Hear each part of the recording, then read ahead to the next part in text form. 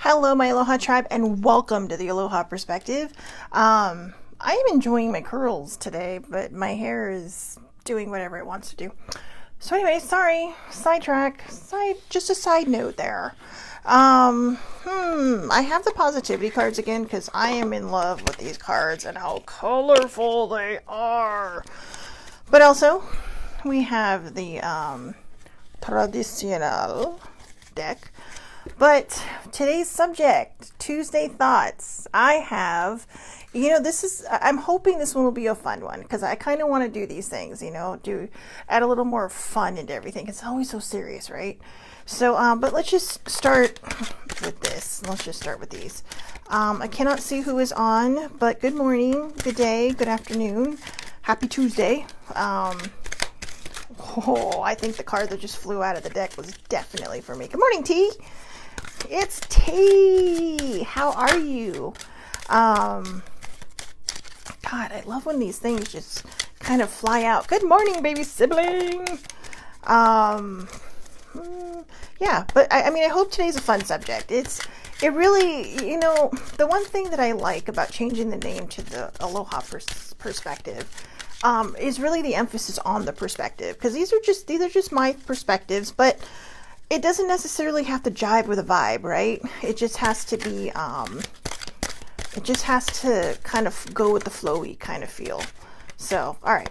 All right. La la la. We got a lot of those. I'm not even sure if we'll get to the other deck. But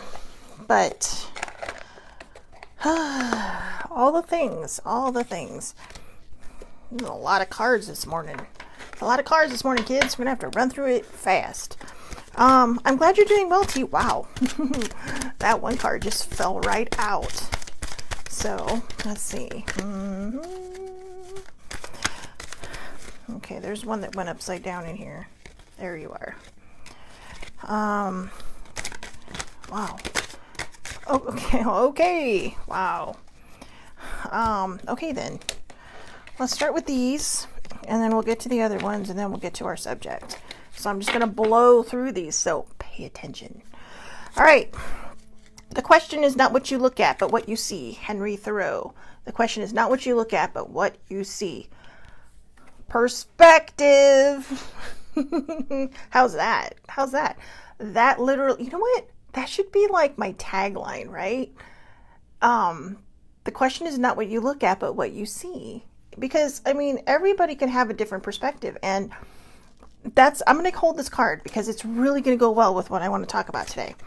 Netflix and chill, or whatever you do to relax. Do it because the card says so. See the little love bus? You are no longer a servant to that which weighs you down. You are free. I agree. I found two sayings the last 2 days while I was meditating. And one of them was, I am satisfied. And it came from a YouTube video I watched. I am satisfied. And they said, just kind of repeat that all day long. A lot of times we don't want to put the word worry out there, right? So even if something's not going right, I am satisfied. Just keep trying to raise that vibration. But also, one that just popped into my head last night while I was meditating before bed was, good morning, Eileen. Live in the belief. Okay? Live in the belief. It's actually saying, or I should say, it's actually verbalizing what we do already, living in the belief. But the question is, what belief are you living in? Are you living in a belief of high vibration, or are you living in a belief of just kind of surviving? Are you in survivor mode, or are you in thriving mode? And good morning, older sibling. So I think I threw her off because I was talking to her this morning. But are you in survivor mode, or are you in thriver mode? Is that even a word? Thriver? I don't know. It is now. Because I said so. You are no longer a servant to that which weighs you down. You are free. Dobby is free. I'm sorry. I love Dobby. Dobby is free. But apparently I'm feeling better. I can't stop making myself giggle. But yeah. And because you are free, be the writer of your own story. You are the author of your story. Make it a good story. Okay? You are the writer, or you are the author of your own story. Make it a good story. How, if you had the opportunity to look back on your life, we always say, when I die, I want people to remember me for this, that, and the other. But what if we had the opportunity to take a look back? A lot of people believe that you do a life reflection when you pass over, just to kind of see, just kind of a quick Cliff Notes version of your life. But the question is, what if you had the opportunity to do this right now? Where you were sitting, where you're standing, whatever it is you're doing, what if you had the opportunity not to see your life flash before your eyes because something bad is going to happen, but to literally just sit there and allow your whole life to play out in front of you? Are you where you want to be? Are you doing what you want to do? I know I'm not. I love doing this. I got to figure out a way to make it stick. But I have let fear and worry hold me back for so long that a lot of times I feel like I put myself behind the 8 ball, and I say that a lot. But you know what? I don't think I have. I think I'm exactly where I'm meant to be at the time I'm meant to be there. And, it was not on purpose, but by accident. I saw my dad just put on some movies. One movie we'd already seen, but he forgot he'd seen it because the guy watches so many movies and he's like a movie hound. But it was something I needed to see. It was the second movie. Well, the first movie we watched was about the 2008 Kentucky Derby winner, Mind That Bird. Mind That Bird got lucky and got into the Kentucky Derby, and then at 50-1 odds won it. But his trainers were cowboys from New Mexico. And, I hate to say this, but in horse racing, there is a level. Well, I'm going to say it the way my dad said it, very politely. There's a caste system. That's right. You know what that is. There's a hierarchy. And they got made fun of. They got kind of, they were just not even given a chance. And the reason I bring that up is because how many of us, have been the trainers of our own life and, heard people behind our backs snickering, making fun of us, not giving us the respect we deserve. And then you just kind of think that you can't. Okay. But the difference is, there was the perfect jockey on this horse. Okay. This jockey just wasn't afraid of anything. If you literally watch the footage, and they show the footage in the movie, but if you literally watch the footage, this guy comes from like 30 lengths back and pretty much almost beats the horses by the same amount because this jockey knew what this horse could do. Older sibling can attest to that. Older sibling trained horses. She was an equestrian jumper in her heyday, but before it broke her. I'm sorry. No, it's actually her car accident that broke her. But she was one with the horse. They're a team. I always joked with her and told her they're not the team, that the horse does everything. It's like, yeah, you jump over a fence with a 100-pound person strapped to your back. But, when I started really paying attention and I started watching, it really is teamwork. And there are times when half the team doesn't want to work and they will throw your ass into the air and onto the ground. But this guy knew what to do and he wasn't afraid. And he weaved this horse from the back all the way to the front and then kind of gave him, like a little whip wave to all those behind him. And I don't even think it was the people behind him. I think it was the people in the stands that did not believe that this could be done. This horse was, I don't know if he knew what people were saying about him. I believe animals can hear everything, okay? They're not stupid. They can hear things, they can see things, they can feel the vibration, okay? And they can, when you can feel a vibration, you can feel when somebody's not right. And that's what we feel as humans. When people don't give us a chance, when people don't take the time to say, hey, you're worth it, so maybe we need to be like that because that horse won. And then on top of that, he didn't win the Triple Crown that year, but he came in first, second, and third in those respective races. So that little guy, He made some major money. But it was about being seen. It was about knowing his strengths and understanding him and not being afraid to do it. The second movie we watched was Walk, Ride, Rodeo. Great movie. It's about a barrel racer who gets paralyzed in a car crash and has her woe to me moments, has her pity me moments. She's paralyzed from, basically she can't walk anymore. So she's confined to a wheelchair. And as of 2 years ago, still barrel racing. That's right. She found a way to get back up on that horse and to keep doing it. So they were inspiring to me because I'm sitting here wasting all this talent doing nothing with it. And yes, I think I'm talented. Yes, I think I have a lot of gifts to offer to the world, just like I think everybody watching this does, just like everybody I think who doesn't watch this does. Everybody has a gift. One of the things I remember saying during the first movie about the horse was how everybody was saying they don't belong here, they don't belong here. And my dad and I are just literally rolling our eyes, shaking our head, and just like, seriously, what is wrong with these people? What makes them so much better? What makes them so perfect? And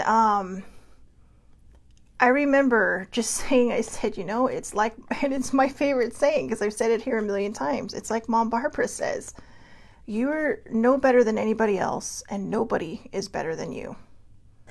Okay? Everybody brings something to the table. Everybody brings something to this lifetime that is theirs and solely theirs. And even if it's the same thing that you're doing that somebody else is doing, you're doing it differently. I'm not the only person that does these things. I'm not the only person that kind of tries to spread that positivity out there. But we all do it differently. These are just my perspectives, okay? So it isn't always about winning or losing, but how you play the game. All right? Take a deep breath or 3, and then straighten your crown. I would like to thank older sibling and baby sibling yesterday for helping me straighten my crown. Listen to your favorite music. If you are feeling blue, you are feeling down, listen to your favorite music. Okay, I don't know what this is, but the vibe I'm getting from this card, good morning, Auntie. The vibe I'm getting from this card is whatever it is you're waiting for or trying to accomplish, keep doing it. It's really going to start to peak in the summer and to start showing you the fruits of your labor. It may even be before then. So, or if something big is happening or if you're not sure when to do something, there you go, summer. Summer. Be the champion of your life. Do not quit. Be the champion of your life. I really feel like I was the champion of my life yesterday because I did something that 10 years ago I would have never done. I reached out for help. Hell, 5 years ago I wouldn't have done it. So there you go. I like this. Trust the process of life. Great. Gardening. Not something I'm good at. But trust the process of life. There is a rhythm and flow to life, and I am part of it. Life supports me and brings to me only good and positive experiences. I trust the process of life to bring me my highest good, okay? So I trust the process of life, and I trust the process of life to bring me my highest good. I am safe in the universe, and all life loves and supports me.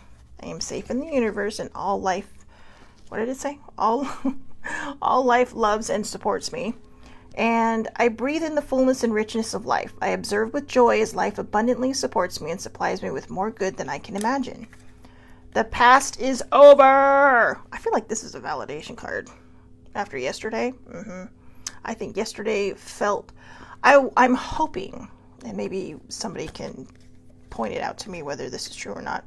I'm really hoping that yesterday was the cherry on the sundae. Okay, because this last journey that, I've come full circle on, this big long one, it's like retrograde. It has had the tail whip of all tail whips.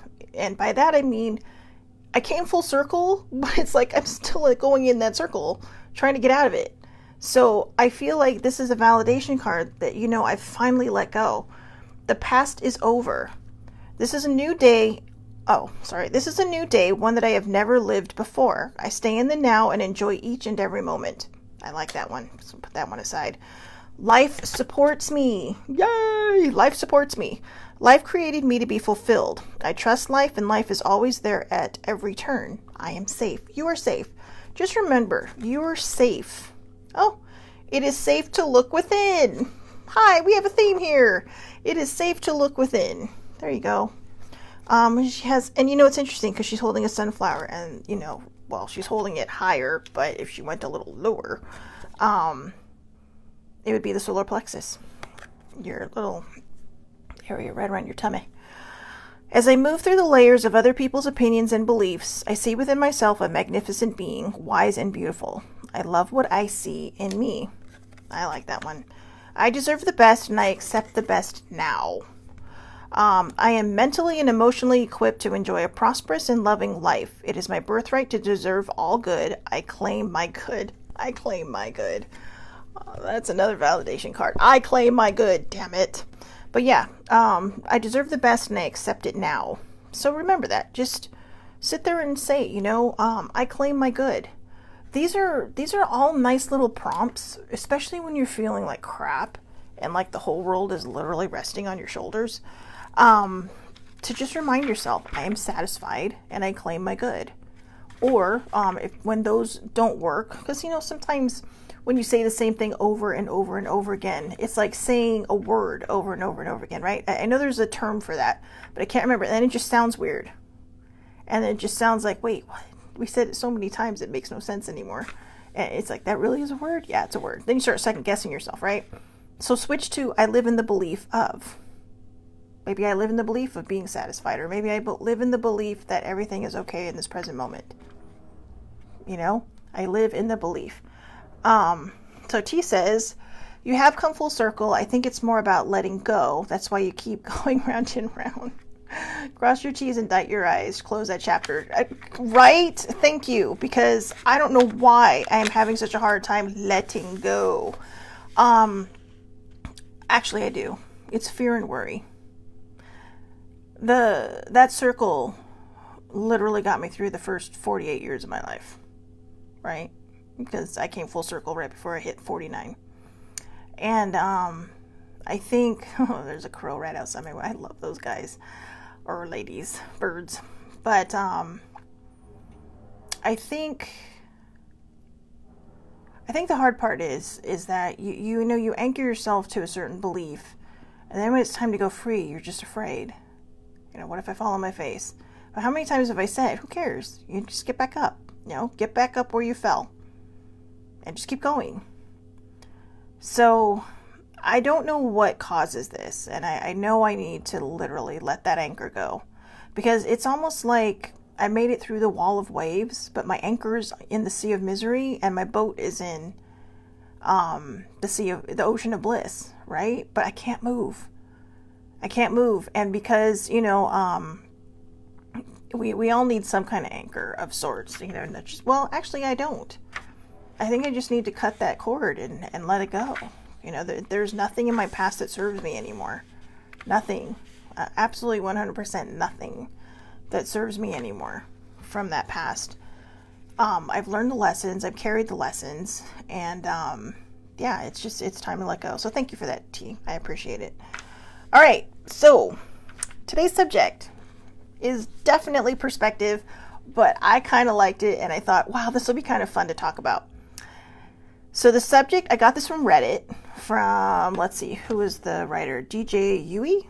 I think that's his name. Okay, so wait, just going back to that really quick. So Auntie Charmaine says, yes, just like now, I have a great husband, but I let my fear of the other shoe is going to drop, put me in a deep world of hopelessness. That, I think, hits the nail on the head. I have a deep fear of the other shoe dropping. How I'm so happy, how long is it going to last? We can't think that way, and I know she knows this now, but we can't think that way. For those of us who are worried that the other shoe is going to drop, that is another term for fear and worry. Don't worry about the other shoe dropping. If the other shoe drops, that means it's meant to be out of your life and not in your life anymore. It means that something better is coming. Something equal or better is coming. But we waste so many precious moments. And I'm talking to myself while I say this. We all waste precious moments worrying about that other shoe to drop. In fact, I wrote like okay, I'm going to say this out loud. I wrote a 700-page novel. And one of the biggest things that this girl had a problem with in the beginning was that she was always waiting for the other shoe to drop. And I think it was more of a 700-page love letter to myself, because the two main characters in this story, it's kind of like a romance kind of thing. But when I look back on them, they embody the best of me and the worst of me. Both of them do. And when I got to the end, when I finally put the end on the story, I cried. And I think I cried because it felt like I was letting something go. Like I was letting these two go. But I think a lot of it was, I literally was facing myself through these characters. And even now, I mean, I wrote that story 10 years ago. 10 or 11 or 9 or 10 years ago. And I think the part that bothers me the most about it is that I still didn't get it until right now. Then one of the biggest things I've always been worried about is the other shoe dropping. We can't worry about that. It's like baby sibling told me a few months ago when she was out here.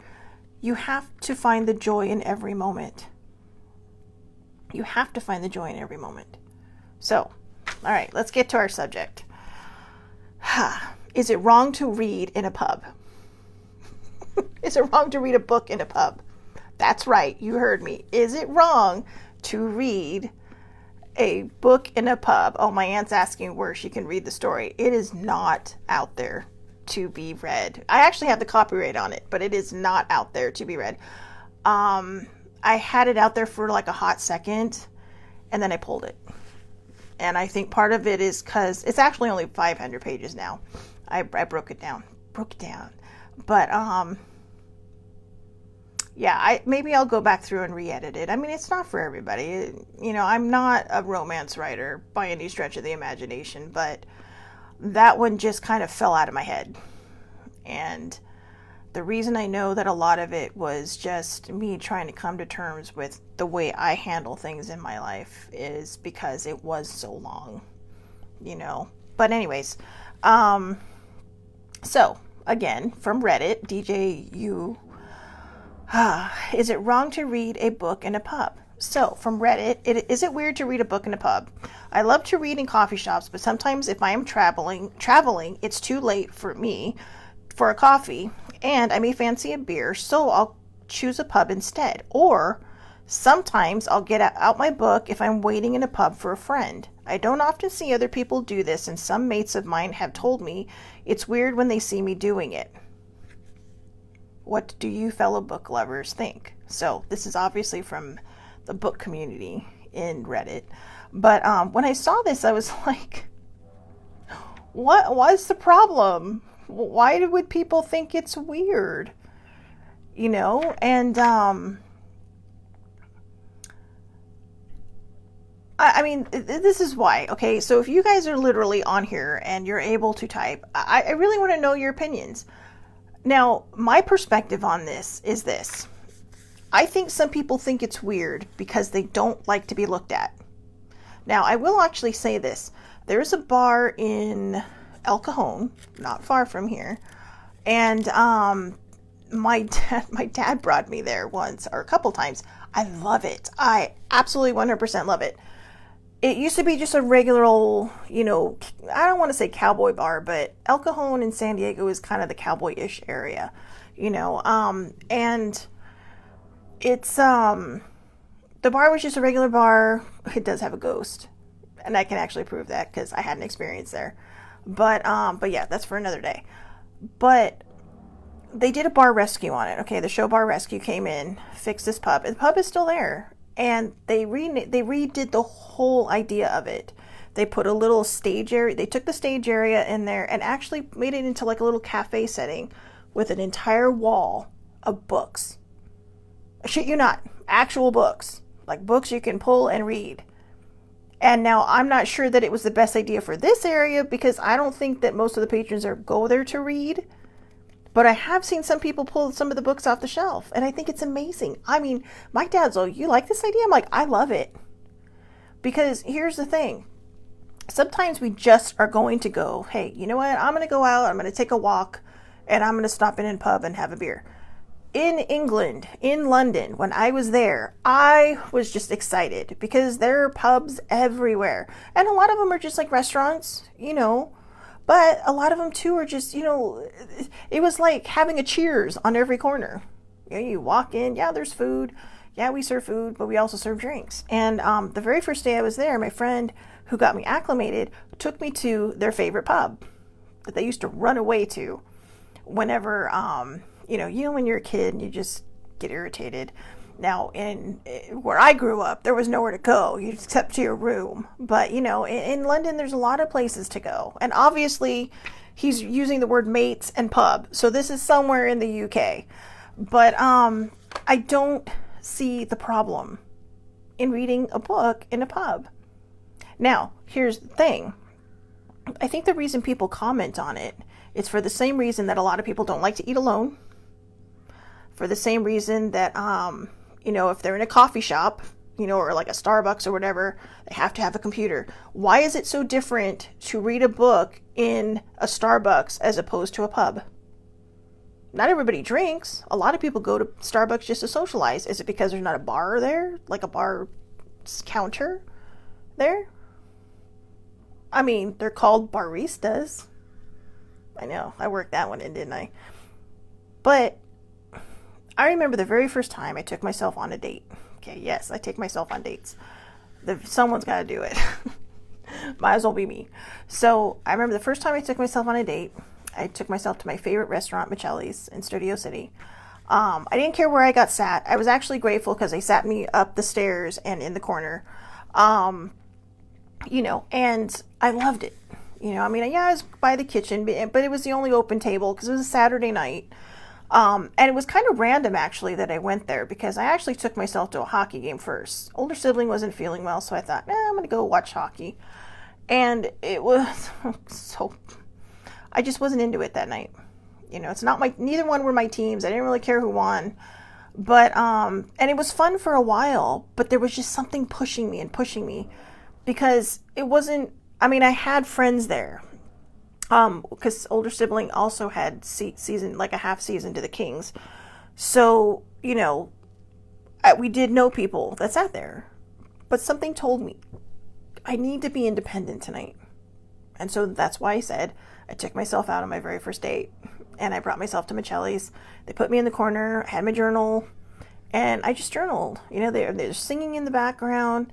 It was fun. Unfortunately, there was nobody there to monitor my caffeine intake, so I was also wired for the rest of the evening.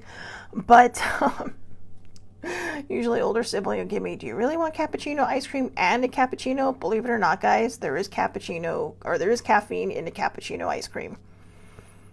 It was... I ended up in a park in Beverly Hills. I could have ran there from Studio City, okay? Not close. Not far, but not close. But I could have ran over the canyon through there, the way I felt. But at first I felt weird, and then all of a sudden it started to feel normal. I'd eaten by myself before. My friend Sanja actually told me, she's like, oh yeah, she's all after work. Sometimes I'll just, because her significant other, they sometimes work different shifts. Well, now I think they actually work different shifts, but at the time they worked different shifts, or in the interim between, them meeting, she was just like, yeah, sometimes after work, I'll just go have lunch by myself. I just, sit in Del Taco and manja alone. So, okay, so my auntie says, I feel as we go for a drink, we are looking to release stress. Then there may be a book that can reach out or reach our most inner part of us and release the stress better than getting drunk. And you are right on the reasons why most people would feel that way. I agree. I'm not saying that I'm right about why people would feel this way. Good morning, Auntie Debbie. Or Auntie Deborah. I don't think I want to say I'm right on this because I think this is just a human thing. This person's friends commenting on him reading a book in a pub, either while he's traveling by himself or herself, whoever it is, or while waiting for a friend, is because a lot of people will be like, I wouldn't be caught dead. You're in a pub. Not all people there to socialize. Again, you may just be walking down the street on your way home and say, you know what? I'm going to stop in for a beer tonight. I'm just going to people watch. But instead, they're literally sitting there with a nice glass of whatever it is they're drinking, just enjoying themselves, doing something they're passionate about, which is books. That's why they said at the end, what do all you fellow book lovers think? I've brought a book to a pub before. It only happened once because I was actually meeting people and it just happened to be in my purse. But a lot of times what I do is I journal. I'll go there and journal. Sometimes you just don't want to be alone. So you're in a room full of strangers that are like make-believe friends, or you're just in a very vibrant place. And sometimes it's the best place to do journaling because you're getting all this fabulous energy from people. The majority of the time when you walk into a bar, there's just all this, this happiness, this happy, excited energy for the most part. Pick wisely who you sit next to. If somebody looks glum, and you're trying to raise your vibe, may not always be helpful. But you know what? You might also be there to help them. You never know. But what is so different from us reading in a restaurant when we're by ourselves? Or reading in a coffee shop? And actually, I think restaurants should be put in with the pub on this question, because I have had people say, you've gone to restaurants by yourself? Yeah. What do you do? Well, sometimes I read. What's the difference if you pick up your phone and you're just scrolling through it the whole time while you're sitting there by yourself? So you're sitting in a pub and having a beer and playing games or scrolling through your phone, right? What's the difference between that and a book? You're not just sitting there, eyeballing everybody in the place. You're at your own little space. This is your own little area of the world. This is, sorry, I have comments coming through. I truly wish, okay, so this is from my Auntie Charmaine also. I truly wish I have done so instead of getting drunk all the time and looking for attention while my friend and I thought this is fun. You know what, Auntie? There's no shame in this, okay? There is absolutely no shame in this. When we're young, we do all kinds of silly things.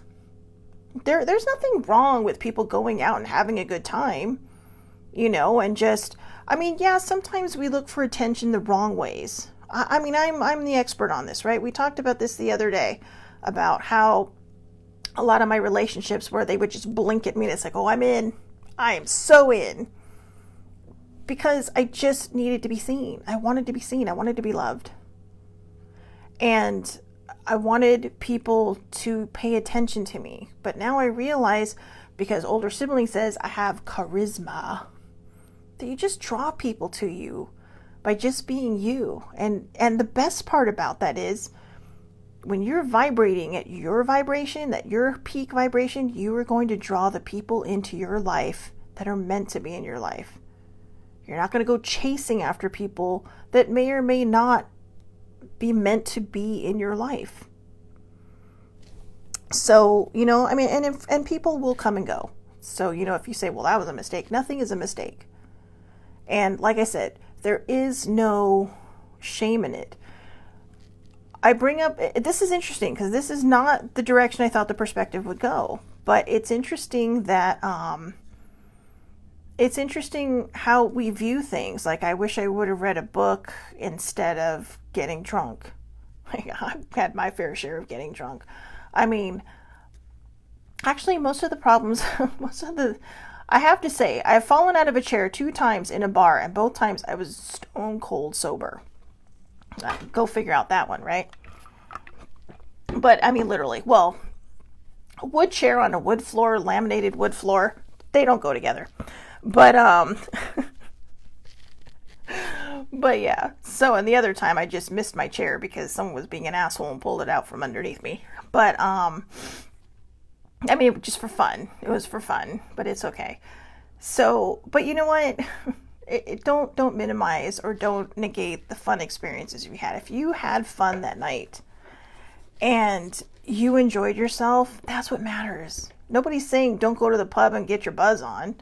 I mean, that's why we have Ubers and designated drivers, because chances are, I mean, don't get so shit-faced you don't know where you're at, because that's just that's dangerous. I mean, you do what you want to do, save that shit for home, okay? Because that is dangerous.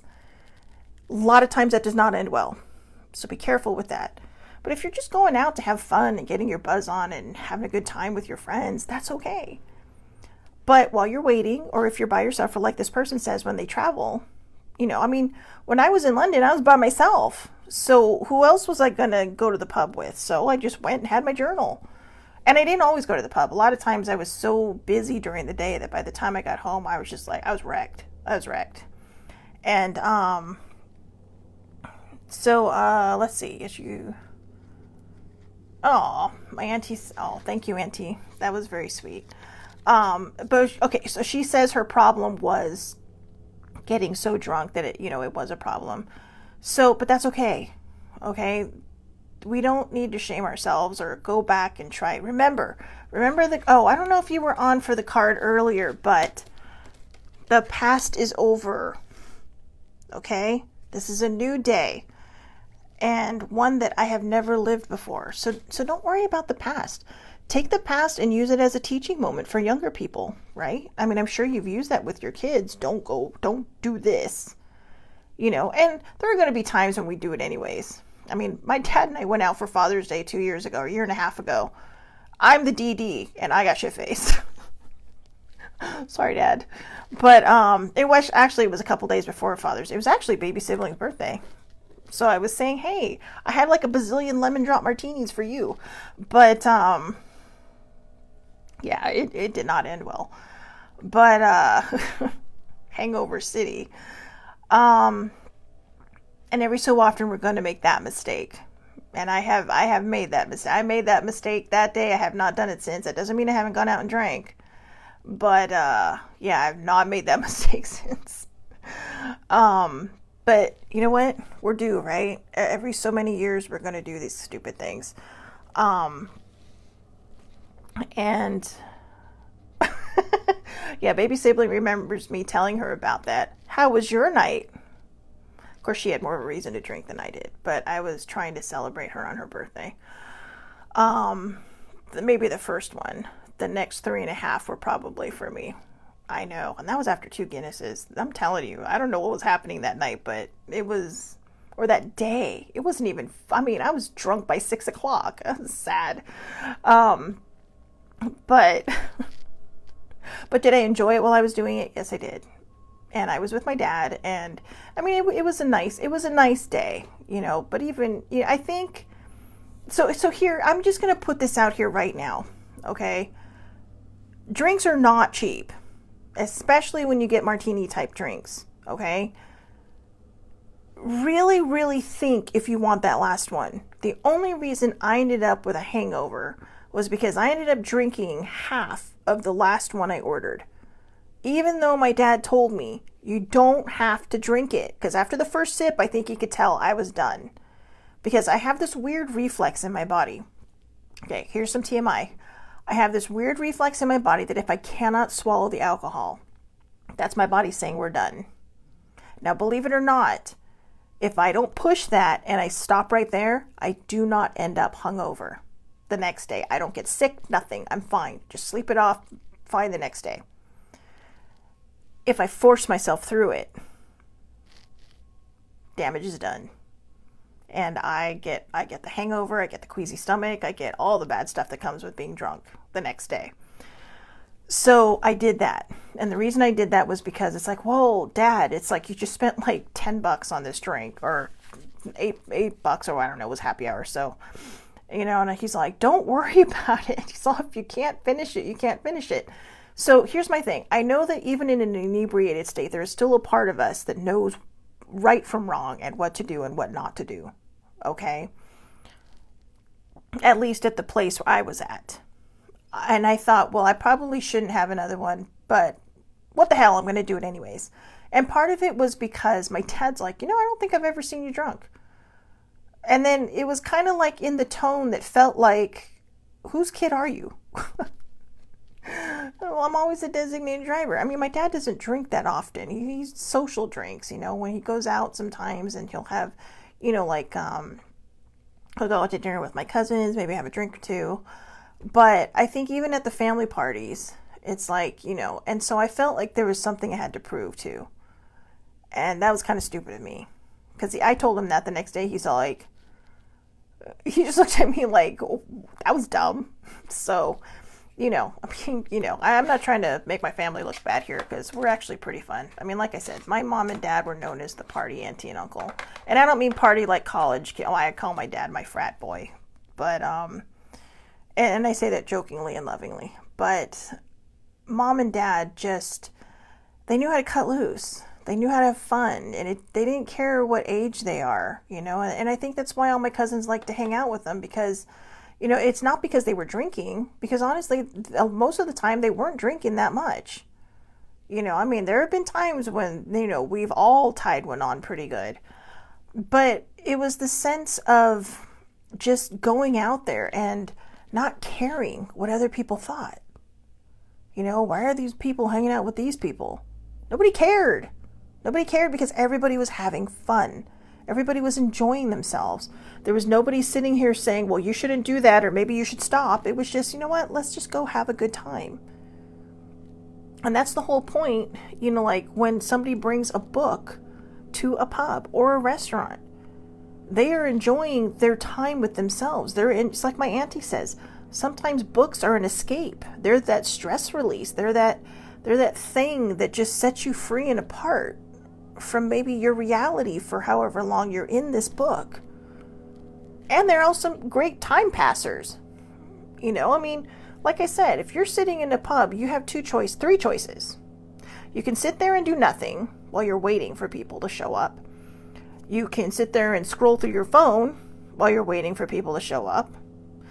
You can sit there and read a book or journal. I'll put /journal because it's still a book while you're waiting for people to show up.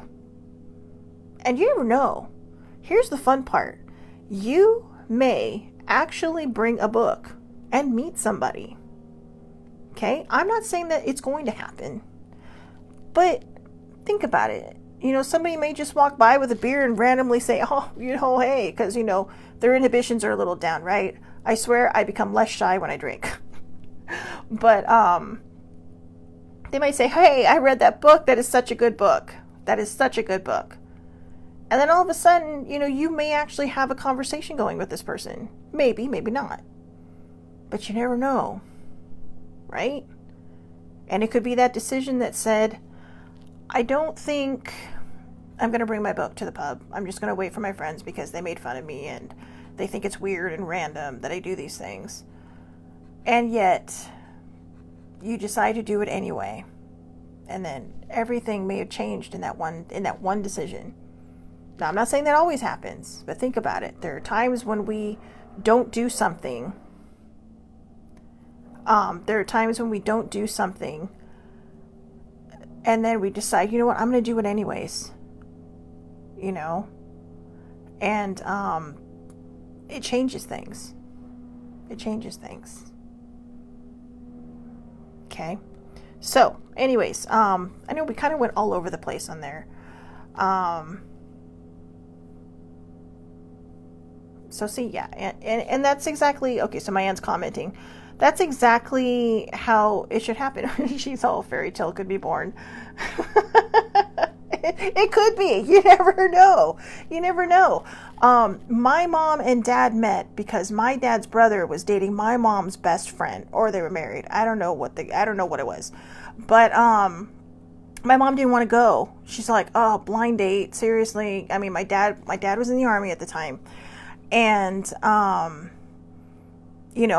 mom's best friend just didn't want, my dad and my uncle were going to be hanging out, and my aunt didn't want him, well, I call her my aunt, didn't want my dad to feel like a third wheel or something, so she asked my mom along.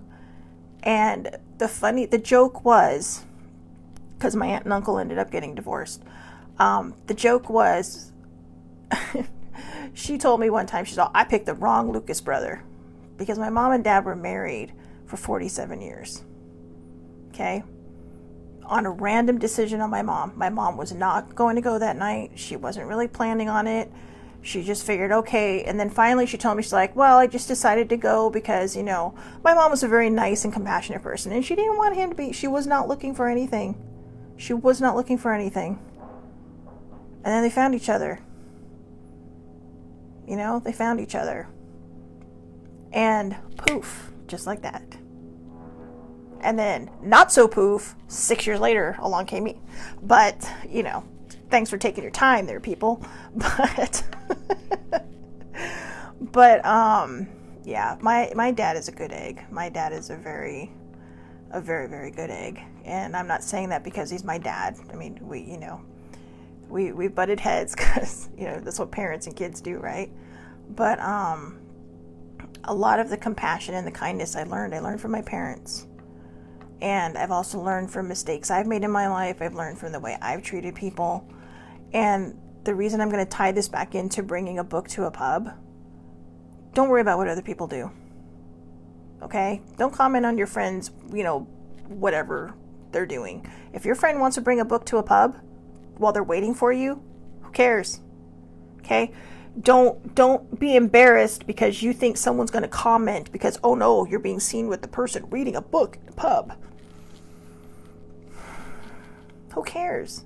I think it takes a lot of courage and a lot of strength to just not care what other people think. And after a while, it's not courageous and strength anymore. It's just not caring. It's not worrying about what other people think of you because it's none of your business. Okay?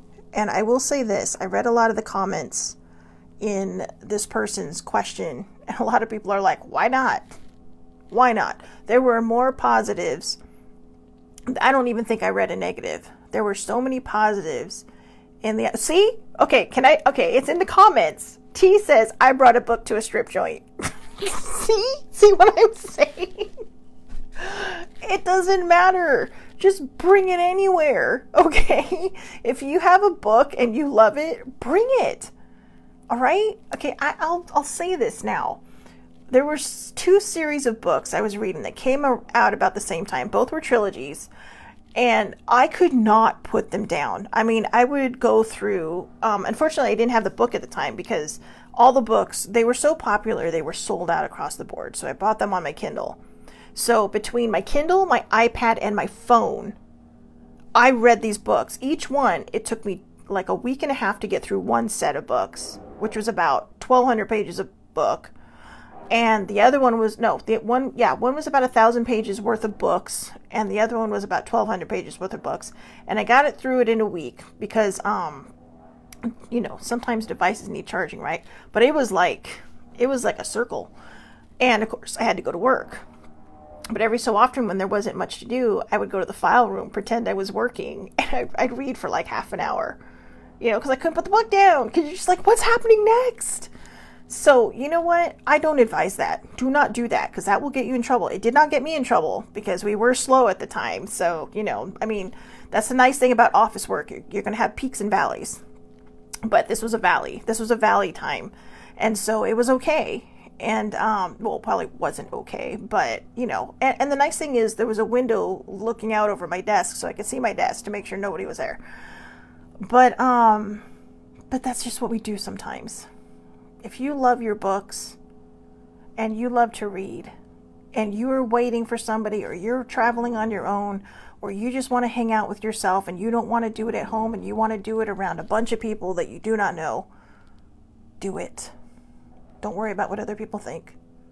Okay, because I'm going to say it one more time. What's my favorite phrase? It is nobody's business what other people think of you. Okay, you know who you are. And as long as you know who you are, and as long as you are comfortable with being who you are, don't worry about what other people think. If you're not comfortable with being who you are, start getting comfortable with being who you are. Because even if I do not know you, you are an amazing person. You are awesome. You bring something to the table that other people don't. And if other people do bring it, you bring it in your own way. And that's what's important. See, I don't think that this person's friends thought he was weird for bringing a book to a pub. I think they were more worried about what people, okay, Auntie, that was one of the books, not the Vampire Diaries, but that was one set of book. The other one was the Hunger Games. The Hunger Games I finished in like a week and a half. It was so good. But I'm not gonna mention the other one. I know, my guilty pleasure. But anyway, totally lost my train of thought there. I think, to be honest with you, a lot of times when people make these comments, it's because they're worried what other people might think of them. They don't really care what people think about you. They're more worried about what people will say about them. Okay? And if that happens, don't fault your people for that. Sometimes insecurities scream and they project onto other people. Don't be sorry. It's funny. I have no shame. Okay, 50 Shades was the other book. All right. I got, I'll be honest with you. I did not get caught up in the initial whirl of that book either. Older sibling, I'm throwing her under the bus now, left open chapter 14. I'll remember it for as long as I live. It was chapter 14. Okay. She left it open on her iPad sitting on the couch. And, I was sitting in the chair next to the couch and I said, hey, what are you reading? Every so often I'd pick up her books to see what she was reading, to see if it was something I wanted to read. And she had tried to get me into this phenomena at the time, and I'm just like, I have no desire to read these books. I'm sorry. I don't. But I read one page and I downloaded the book, and I'm telling you, by the time she finished the first book, I was halfway through the second one. I know, but it wasn't, okay, so here's the interesting part that I don't think a lot of people will believe me when I say this. It wasn't about what the books were actually about that drew me in. I had trauma when I was a child. And while I didn't relate on certain levels to the main character, the male character, there were certain aspects of being closed off that I just resonated with me, and I thought, if I keep reading, will this show me how I can kind of open my eyes to the possibilities? Because then there's this girl who's shy, and my mom called her mousy. My mom couldn't finish the bookshelf. She's too mousy for me. But she also reminded me of me, not thinking they deserve certain things, not thinking they're good enough, not thinking they're pretty enough, smart enough, whatever enough. And so it was like these two me's that met. And I saw a part of myself in each one of them. The totally damaged person, and that just wants to be seen and wants to be loved, but does not know how to let anybody in. And the person who wants to love somebody, but doesn't think they're worth it. So I know a lot of people are saying, yeah, that's bullshit. It's actually not. That is what drew me in. I mean, the other stuff wasn't bad, right? Yeah, right? But, I'm human. But that was actually the main draw for me. That's not what drew me into the book. I'm not gonna lie, okay? But when I started reading it, it's like, oh my God. There was just my mind was like, it was opening in a lot of ways. And I'll be honest with you, older sibling and I were talking about this the other day. I actually believe reading those books is what set me on the path of my journey. And then I think my mother passing is what really kind of catapulted me. It was like a slingshot, right? You're pulling, or like an arrow, right? You're pulling. And that's what the book did for me. And then when my mom died, the arrow got let go. And poof. It set me on my path to come full circle.